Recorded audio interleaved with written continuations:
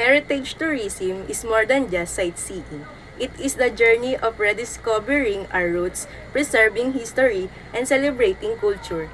In the Philippines, heritage tourism connects us to the centuries of tradition, architecture, and faith, while also empowering local communities. Heritage tourism is the Philippines is a shared responsibility by preserving our landmarks, supporting local communities, and practicing sustainable tourism. We ensure that our history continues to inspire generation to come. Because every stone, every church, every street tells the story of who we are as a Filipino. Ilocos Sur, home to the famous city of Bigan, a UNESCO World Heritage Site, known for its cobblestone streets, horse-drawn carriage, and well-preserved Spanish colonial houses. Bigan is a living museum of the Philippines' colonial past. But it's more than history. It's also a model of best practices in heritage tourism. Local government and communities work together to preserve a central home, while promoting traditional crafts like pottery, weaving, and wood carving. Tourism here sustains local livelihood while keeping heritage. The Philippines is also home to four Baroque churches recognized as UNESCO World Heritage Sites. These churches represent a fusion of European design and Filipino craftsmanship. Built during the Spanish colonial period, they are not only religious center but also cultural treasures. Best practices here include regular restoration projects, community-based conservation projects, a partnership with heritage organization to ensure these sacred sites endure for future generations. Heritage tourism in the Philippines is more than just visiting old buildings and historical landmarks. It is about experiencing the culture, tradition, and stories that have shaped the nation. Today, we take you across Luzon, home to some of the country's most treasured heritage sites, and explore the best practices that keeps them alive for future generations. Our journey begins in the historic city of Bigan, a UNESCO World Heritage Site. Its cobblestone street and Spanish colonial houses offer a glimpse of the 16th century.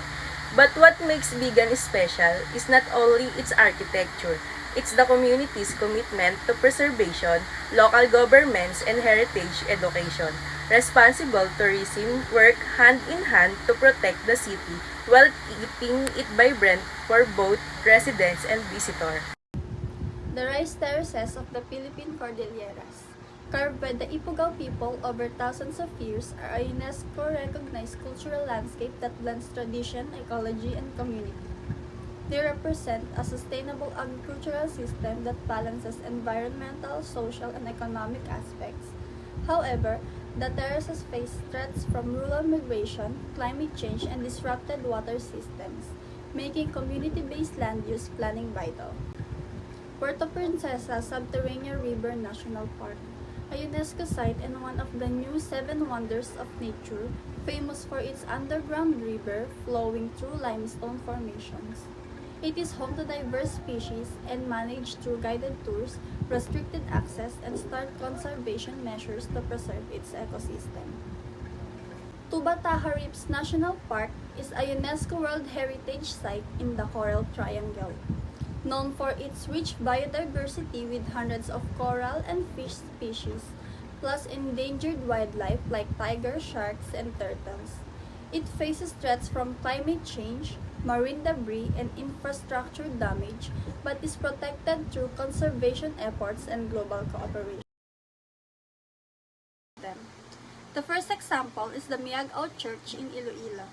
This UNESCO World Heritage Site is well known for its Baroque design mixed with Filipino elements.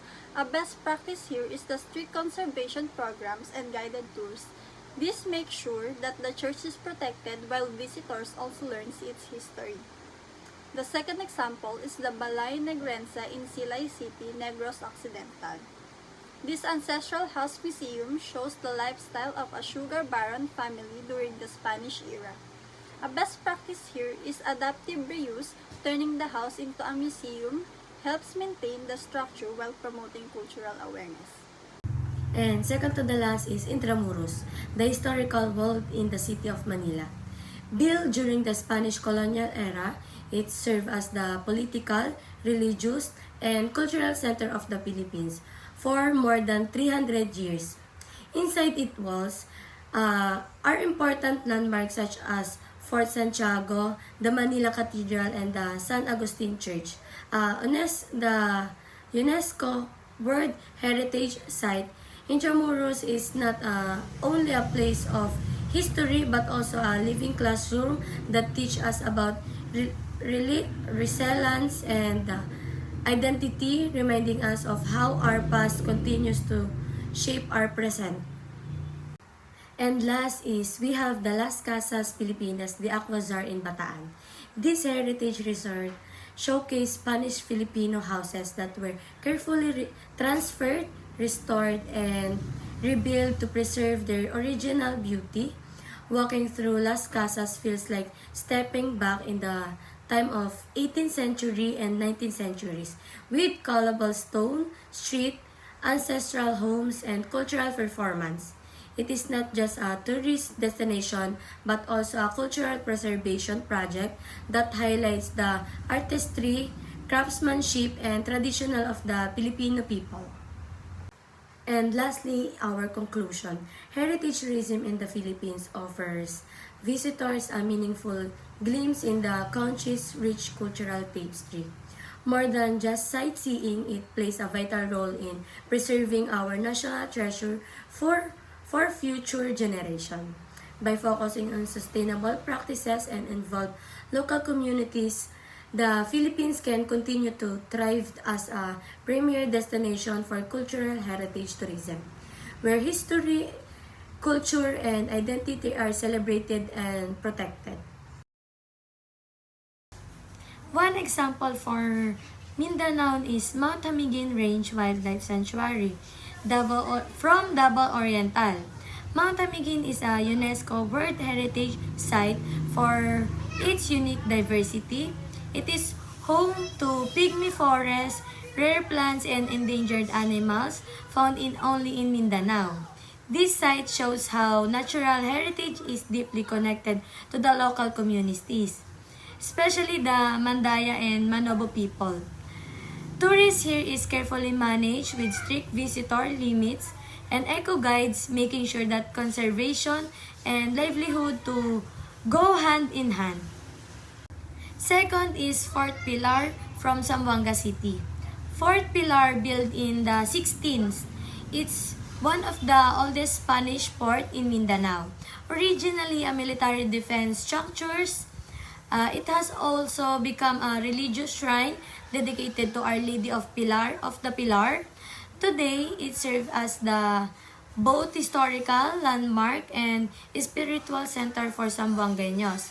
Its preservation and yearly Fiesta Pilar celebration keep the fort alive as a symbol of faith, resilience, and heritage tourism.